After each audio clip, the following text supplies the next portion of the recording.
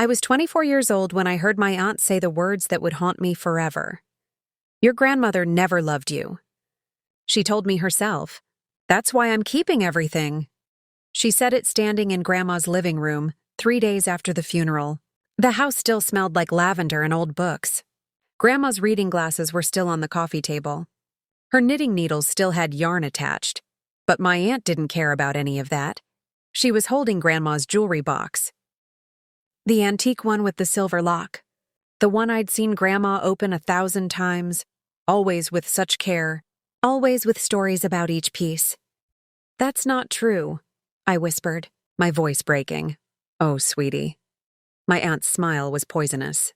You were just the charity project. The granddaughter from the failed marriage. She pitied you. My mother stood frozen in the corner. Silent. She wouldn't even look at me.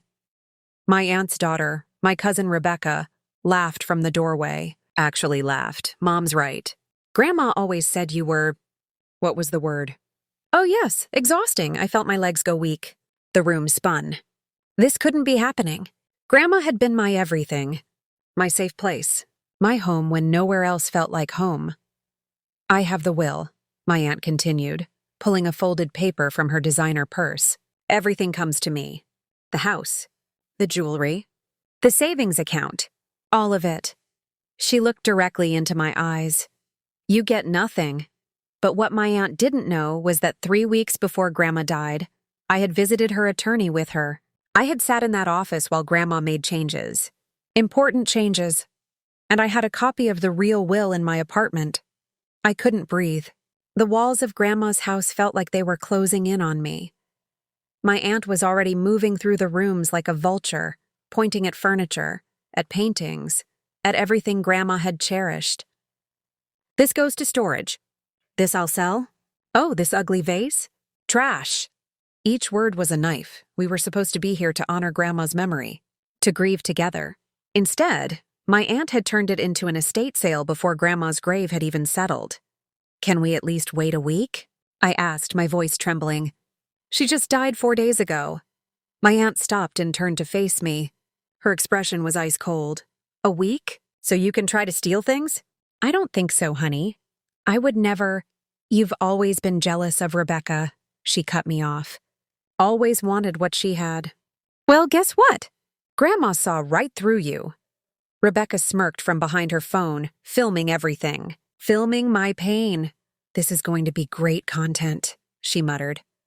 My mom finally spoke. Maybe we should all just calm down and stay out of this, my aunt snapped at her own sister. You failed as a mother anyway. Look at her. She gestured at me with disgust.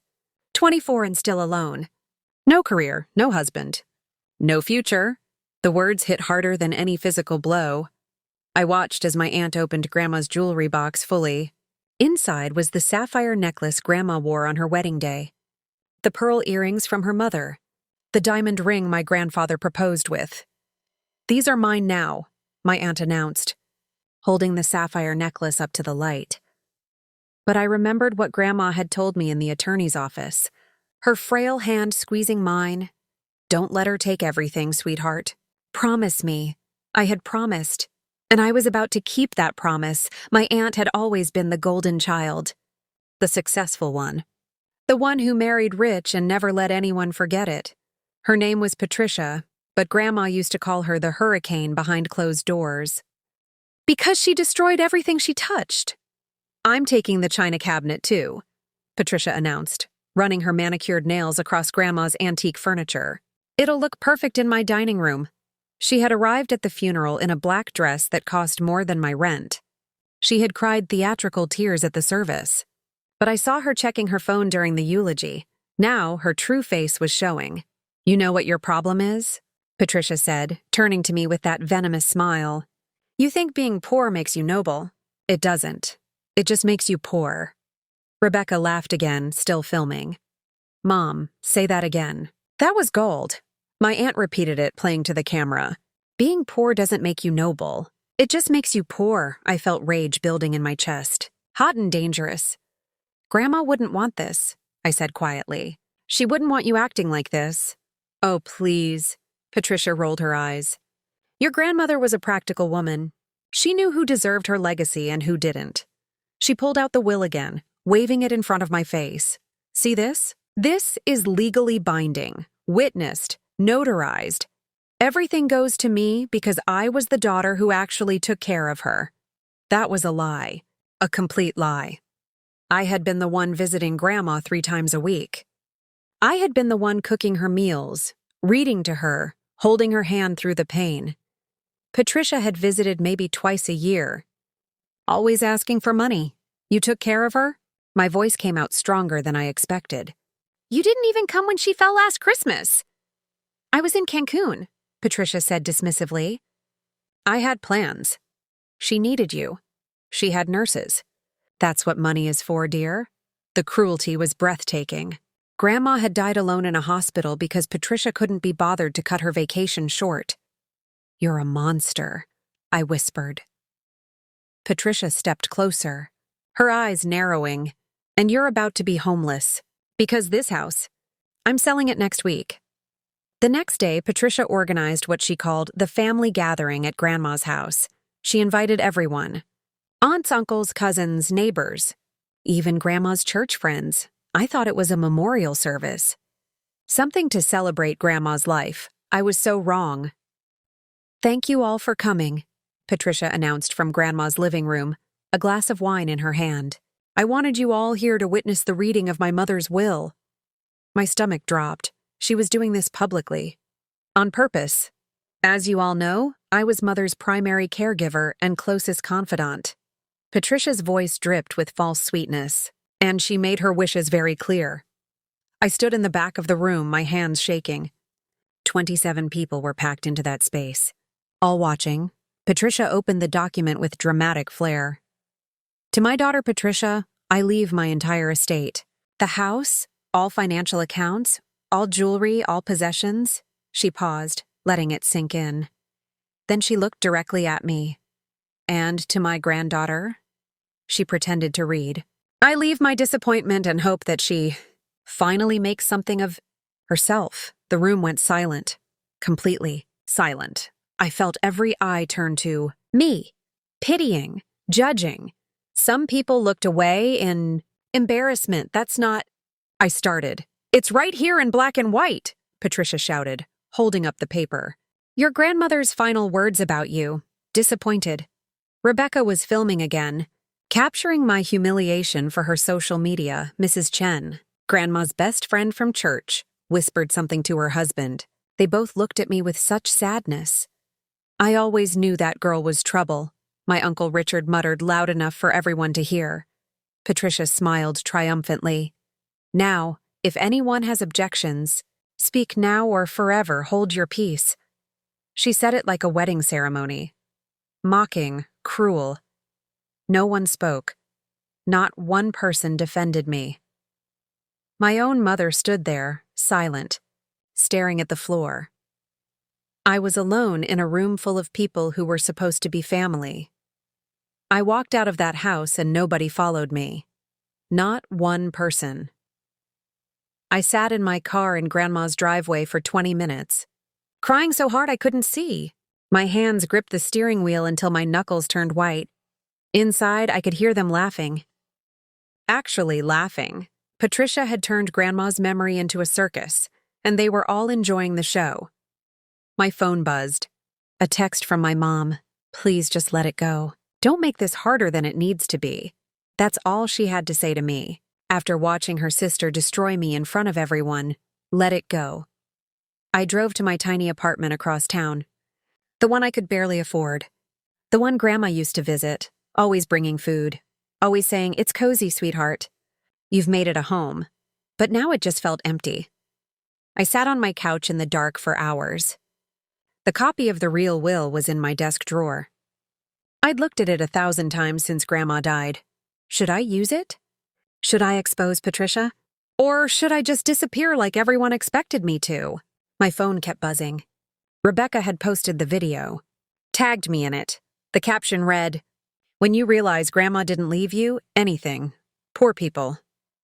Problems. It already had 300 likes. Comments poured in from strangers. She looks so entitled, "Maybe She Should Have Visited." More, the grandmother clearly knew what she was doing. They didn't know anything. They didn't know I had spent countless nights at Grandma's bedside. They didn't know I had used my grocery money to buy her medicine when Patricia was too busy. I turned off my phone and stared at the ceiling. For the first time in my life, I understood what true loneliness felt like. Not just being alone, but being erased, being told your love didn't matter. Your memories were lies. Your grief was worthless. "I miss you, Grandma," I whispered into the darkness. And then I made a decision. I wasn't going to disappear. The next morning, someone knocked on my apartment door. I wasn't expecting anyone. I looked through the peephole and saw an older man in a gray suit holding a briefcase. Mr. Harrison, Grandma's attorney. My heart started racing as I opened the door. "Miss Cooper," he said gently. "May I come in? We need to talk about your grandmother's estate." I let him in, my hands trembling. He sat down at my small kitchen table and opened his briefcase with careful precision. "I attended the gathering yesterday," he said.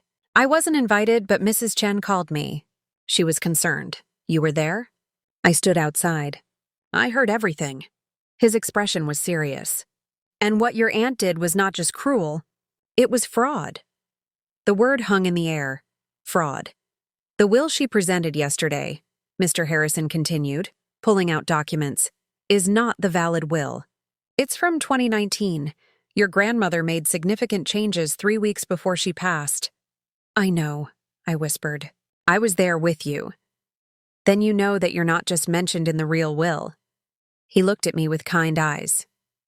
"You are the primary beneficiary." I couldn't speak, couldn't breathe. "Your grandmother left you the house, 70% of her financial assets, and all of her personal belongings, including the jewelry. She left Patricia 20% with specific instructions, and the remaining 10% to charity. But the will Patricia showed everyone is deliberately outdated," Mr. Harrison said firmly. "She knew about the new will. I sent her a copy via registered mail 2 weeks ago. She signed for it herself." My mind was spinning. She knew. This whole time? Yes. And by presenting the old will as current, by taking possession of assets she knows don't belong to her, she's committed estate fraud. He pulled out another paper. "I've already filed an emergency injunction. She cannot sell anything or access any accounts until this is resolved." Tears started falling down my face. "Why didn't you say something yesterday?" "In front of everyone?" Mr. Harrison smiled slightly. "Because I wanted to give you the choice. You can handle this quietly through the courts, or—" He paused. "We can do what your grandmother specifically requested." "What did she request?" "She wanted Patricia exposed publicly. The same way Patricia has spent years humiliating others." 3 days later, Mr. Harrison organized an official estate reading at his law office. He invited everyone who had been at Patricia's cruel performance. Every single person. The email was formal, legal, and mandatory for all beneficiaries. Patricia arrived with Rebecca, both of them dressed like they were attending a fashion show. She looked annoyed. "This is unnecessary," Patricia announced as she walked in. "I already handled the estate distribution." "Sit down, Mrs. Patterson," Mr. Harrison said coldly. "This is a legal proceeding, not a suggestion." The room filled quickly. My mom arrived late, avoiding my eyes. Mrs. Chen sat near the front, her expression unreadable. I sat in the back corner, my heart pounding so hard I thought everyone could hear it. "We're here today," Mr. Harrison began, "because there has been a serious misrepresentation regarding Mrs. Eleanor Cooper's last will and testament." Patricia waved her hand dismissively. "I have the will right here. We already went through this." "That will is from March 2019, Mr. Harrison stated, "and it was superseded by a new will executed on September 8th, just 3 weeks before Mrs. Cooper's passing." The room went completely silent. Patricia's face turned white. "Then red. That's impossible. I would have been notified." "You were notified." Mr. Harrison pulled out a receipt. "You signed for the registered letter on September 15th. Here's your signature." He projected it onto a screen. Everyone could see it. Patricia's signature. Clear as day. That doesn't mean anything, Patricia stammered. I get a lot of mail. I don't read everything. You don't read legal documents from your dying mother's attorney? Mr. Harrison's voice was ice. How convenient. Rebecca stopped filming. For the first time, she looked scared. In the valid will, Mr. Harrison continued, Mrs. Cooper left the majority of her estate to her granddaughter. Not to you, Mrs. Patterson. That's a lie, Patricia screamed, standing up. My mother would never do that. She loved me. She did love you, Mr. Harrison said calmly. Which is why she left you 20%. More than you deserved, according to her own words. He pulled out another document. Should I read what your mother actually said about you? Patricia's lips trembled. You wouldn't dare. She called you greedy, manipulative, and cruel to those with less. Mr. Harrison read directly from Grandma's statement. She said you only visited when you needed money. The room gasped. Patricia looked around desperately, her perfect facade cracking. Mr. Harrison wasn't finished. There's more, he said, pulling out a thick folder. Mrs. Cooper anticipated that her daughter might contest the will or attempt fraud, so she left something very specific. He opened the folder and pulled out a stack of papers. These are bank statements showing that over the past 15 years, Patricia Patterson withdrew over $300,000 from her mother's accounts. The room erupted in whispers. Patricia's face went from red to pale gray. Those were loans, she stuttered. Mother offered them to me. Loans? Mr. Harrison's voice cut through the noise. Then you have repayment records? Promissory notes? Anything documenting these supposed loans? Silence. I didn't think so. He continued. Mrs. Cooper documented every withdrawal, every request, every manipulation. He pulled out a leather journal. This is her personal diary. Would you like me to read some entries? No, Patricia shouted, but Mr. Harrison was already reading. January 14th, 2022. Patricia called today demanding money for Rebecca's car. When I said I couldn't afford it, she said I was a terrible mother. She hasn't visited in 7 months. He flipped pages. June 3rd, 2023. Patricia took my credit card without asking. Charged $8,000. When I confronted her, she said I owed her for putting up with me.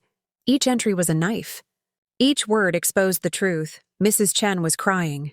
My Uncle Richard looked at the floor, ashamed. And here's the most important entry, Mr. Harrison said softly.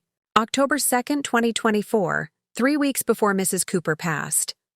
The room held its breath. My granddaughter stayed with me all night when I was scared.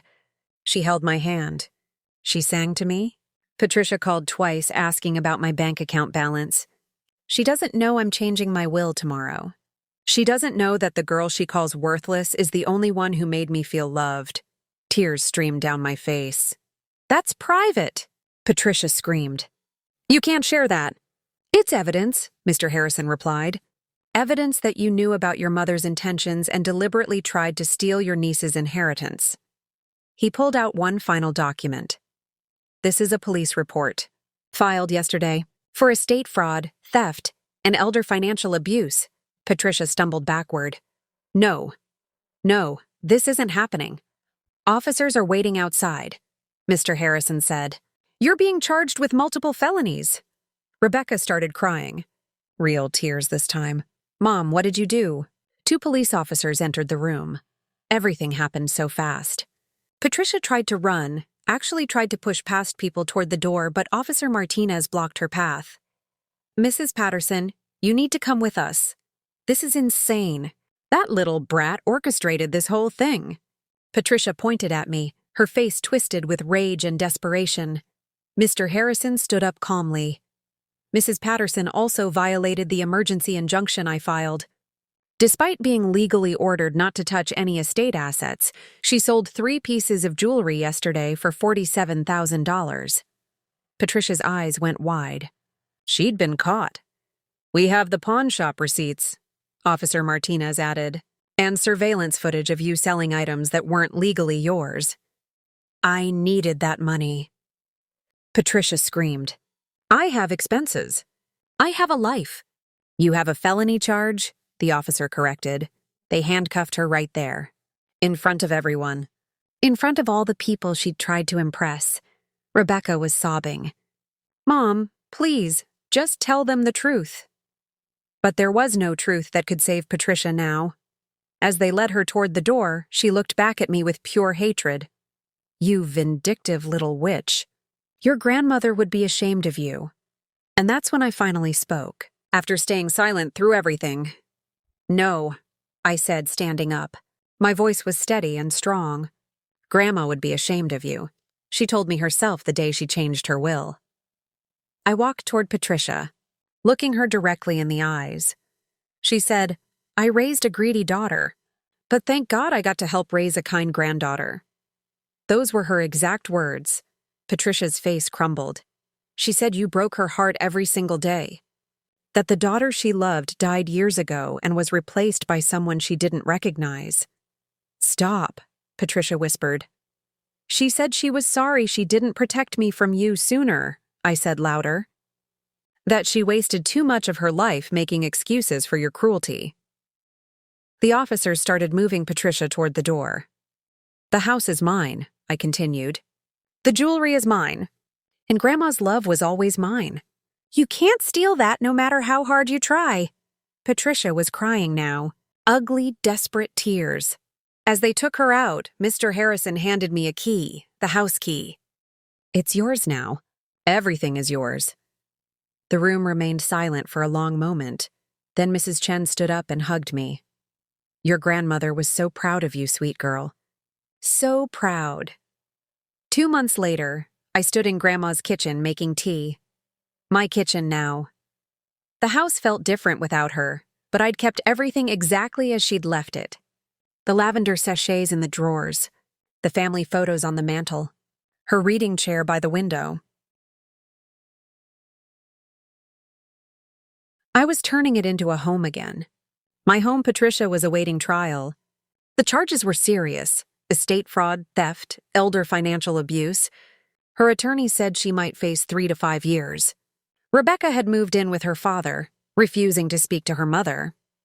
My mom had called me once. Just once. "I'm sorry I didn't defend you," she'd said. I was always afraid of Patricia. Even when we were kids, it wasn't enough. But it was something. I'd used part of the inheritance to pay off my student loans. The rest I saved, exactly like Grandma would have wanted. I wasn't going to waste her gift. The jewelry box sat on my dresser now.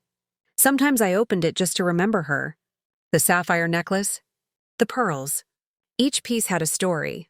I wore the pearl earrings today. Grandma's favorites. There was a knock at the door. Mrs. Chen stood there with a container of homemade dumplings. "I thought you might be hungry, dear." She'd been visiting every week, teaching me Grandma's recipes, sharing stories, becoming the family I'd lost. "Thank you," I said, tears forming, "for everything, for calling Mr. Harrison that day. Your grandmother asked me to watch over you." Mrs. Chen touched my cheek gently. She knew Patricia would try something. She prepared for it. She prepared for everything. She loved you more than anything in this world. After Mrs. Chen left, I walked to Grandma's bedroom, our bedroom now. I was slowly moving my things in. On the nightstand was the last letter Grandma had written to me. Mr. Harrison had given it to me after the legal proceedings ended. I read it again, like I did every night. "My dearest girl, if you're reading this, I'm gone. But I'm not really gone. I'm in every corner of this house. Every recipe you cook, every story you remember. Don't let Patricia's cruelty make you bitter. You are everything I hoped you'd be, kind, strong, and unbreakable. The house is yours. Fill it with love, fill it with laughter, and know that every day of my life you were my greatest joy. I love you forever. Grandma." I folded the letter carefully and looked around the room. Patricia had wanted to erase me, to humiliate me, to take everything, but she'd forgotten one thing. Love isn't something you can steal, and neither is the truth.